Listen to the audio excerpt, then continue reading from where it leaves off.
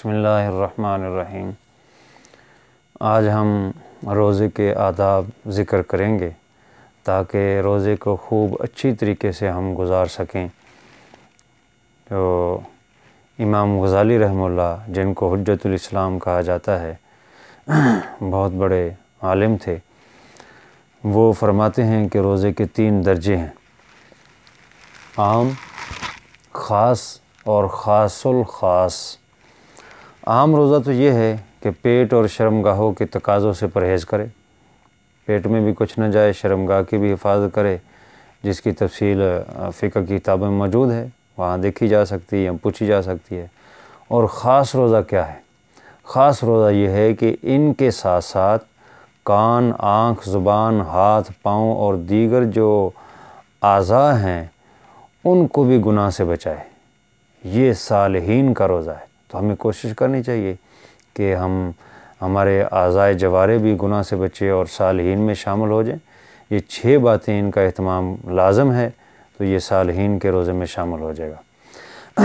آنکھ کی حفاظت، یعنی آنکھ کی ہر مذموم اور مکروہ اور اللہ تعالیٰ کی یاد سے غافل کرنے والی چیز سے حفاظت کرے، یہ ہے آنکھ کی حفاظت۔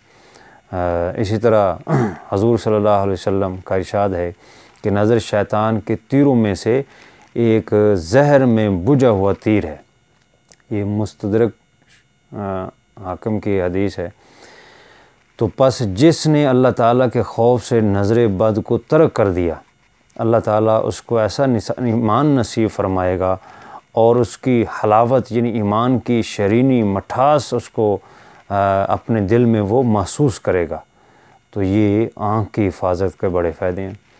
دوسری چیز ہے صالحین کے روزے کے لیے زبان کی حفاظت، یعنی بیہودہ گوئی، جھوٹ سے بچے، غیبت سے بچے، چغلی سے بچے، جھوٹی قسم کھانے سے بچائے، لڑائی جھگڑے سے اس چیز کو محفوظ کرے اور اسے خاموشی کا، زبان کو خاموشی کا پابند بنے اور ذکر و تلاوت میں مشغول رکھے۔ یہ زبان کا روزہ ہے، تو ان چیزوں کا روزہ ہے۔ حضرت سفیان ثوری رحمہ اللہ فرماتے ہیں، ان کا قول ہے کہ غیبت سے روزہ ٹوٹ جاتا ہے۔ حضرت مجاہد رحمہ اللہ فرماتے ہیں کہ غیبت اور جھوٹ سے روزہ ٹوٹ جاتا ہے، تو اس لیے احتیاط کرنی چاہیے۔ بخاری شریف کی حدیث ہے، حضور صلی اللہ علیہ وسلم نے فرمایا کہ روزہ ڈال ہے، پس تم میں سے کسی کا روزہ ہو تو نہ کوئی بیہودہ بات کرے اور نہ جہالت کا کوئی کام کرے، اور اس سے کوئی شخص لڑے جھگڑے یا اسے گالی دے تو یہ کہہ کر اس سے جان چھڑائے کہ میرا روزہ ہے۔ تیسری چیز جو صالحین کے روزے میں جس کا روزہ ہے وہ کان کی حفاظت، کان کا بھی روزہ ہے۔ حرام اور مکروہ چیزوں کو سننے سے پرہیز کرے، کیونکہ جو بات زبان سے کہنا حرام ہے اس کا کان سے سننا بھی حرام ہے۔ اور چوتھی چیز ہے کہ باقی اعضاء کی حفاظت، جیسے ہاتھ ہے، پاؤں اور دیگر اعضاء کو حرام اور مکروہ کاموں سے محفوظ رکھے۔ افطار کے وقت پیٹ میں کوئی مشتبہ چیز نہ ڈالے، کیونکہ اس کا کوئی فائدہ نہیں۔ دن بھر تو حلال سے روزہ رکھا اور شام کو حرام سے روزہ کھول لیا۔ پانچویں چیز ہے افطار کے وقت حلال کھانا بھی اس قدر حلال بھی اس قدر نہ کھائے، اس قدر اتنا زیادہ نہ کھائے کہ ناک تک آ جائے، کیونکہ پیٹ سے بدتر کوئی برتن نہیں۔ جس کو آدمی بھرے اور شام کو دن بھر کی ساری کسر پوری کر لے، تو روزے سے شیطان کو مغلوب کرنا اور نفس کی شہوانی قوت کو توڑنے کا مقصد پھر اس سے کیسے حاصل ہوگا۔ چھٹی چیز ہے افطار کے وقت اس کی حالت خوف اور رجا کہتے ہیں امید کو، کی درمیانی مضطرب رہے کہ نامعلوم کہ اس کا روزہ اللہ کے ہاں مقبول ہے یا نہیں۔ یہ اس کو خوف ہو، ڈر ہو کہ میرا روزہ پتہ نہیں اللہ کے ہاں مقبول ہے کہ نہیں مقبول، تو یہ اللہ تعالیٰ کی امید بھی رکھے کہ مقبول کیا ہوگا، اور ڈر بھی رکھے کہ کمزوری ہے، پتہ نہیں کیا ہوگا۔ تو پہلی صورت میں یہ شخص مقرب بارگاہ بن جائے گا، اور دوسری صورت میں متردد مردود ہوا۔ یہی کیفیت ہر عبادت کی ہونی چاہیے۔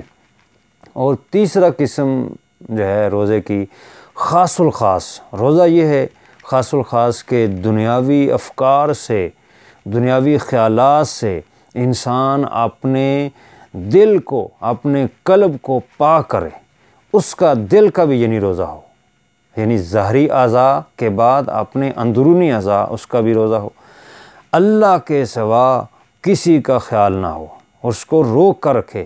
البتہ جو دنیا دین کے لیے مقصود ہو وہ تو دنیا ہی نہیں بلکہ توشہ آخرت ہے۔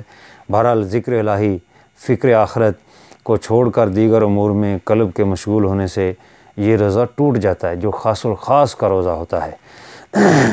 تو صدیقین اور انبیاء، ان کا بھی روزہ ہے، ان کا تو بہت سب سے اونچا درجہ ان کا ہے۔ ارباب قلوب یعنی دل والوں کا قول ہے، جو دل رکھتے ہیں۔ دن کے وقت کاروبار کی اس واسطے فکر کرنا کہ شام کو افطاری مہیا ہو جائے، یہ بھی ایک درجے کی خطا ہے۔ گویا اللہ تعالیٰ کے فضل اور اس کے رزق موعود پر جو اس نے وعدہ کیا ہے، اس شخص کو وثوق اور اعتماد نہیں ہے۔ تو یہ انبیاء اور صدیقین اور مقربین کا روزہ ہے کہ اللہ تعالیٰ نے ان کو بہت اونچا درجہ دیا ہے کہ وہ اس قدر دن بار صبح شام فکر کرتے ہیں کہ ان سے ایک درجہ بھی خطا نہ ہو، ایک درجہ بھی خطا نہ ہو۔ گویا اللہ کے فضل اور اس کے رزق پر اس شخص کو وثوق اور اعتماد نہیں ہے۔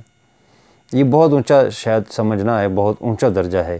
بہرحال روزے کے آداب ہیں، ہمیں کوشش کرنی چاہیے کہ صالحین کے کم از کم روزہ کی حد تک پہنچیں، یعنی جہاں ہم کھانے پینے اور شہوت سے بچتے ہیں وہاں ہم اپنے زبان ہے، ناک ہے، کان ہے، ہاتھ پاؤں ہے، دل جوارے ہیں، ان کو بھی گناہ سے بچائیں۔ اللہ تعالیٰ عمل کی توفیق عطا فرمائے۔